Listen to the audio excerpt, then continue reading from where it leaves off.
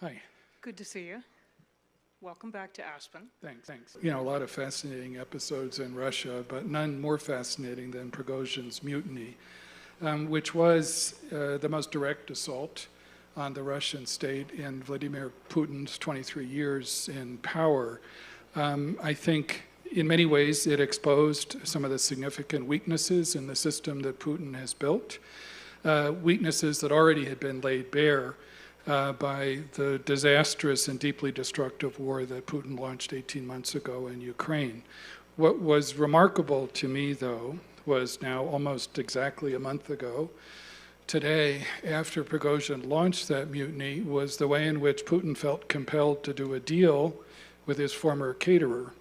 And what was equally remarkable, if you look back at the 36 hours that preceded that deal, it began a month ago today in the morning, Russian time, with a 30-minute video that Yevgeny Prigozhin put on Telegram, which is a channel that probably more than a third of the Russian population is active on.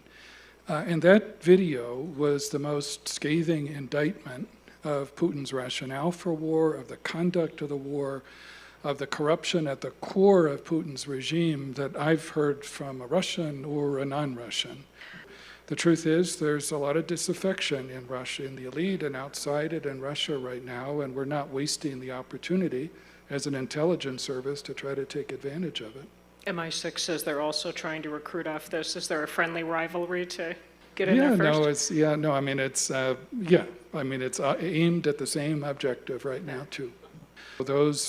Those weaknesses have been exposed by Prigozhin's mutiny, but I think even more deeply than that, they've been exposed by Putin's misjudgment since he launched this invasion as well. And I think there's a relationship between the battleground in Ukraine and what's going on inside Russia, in the sense that if and when the Ukrainians make further advances on the battlefield, I think what that's going to do is cause more and more Russians in the elite and outside the elite to pay attention to Prigozhin's critique of the war.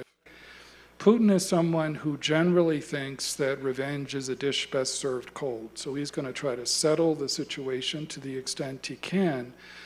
But again, in my experience, Putin is the ultimate apostle of payback, so I would be surprised if Prigozhin escapes further retribution for this. So in that sense, the president's right. If I were Prigozhin, I wouldn't fire my food taster.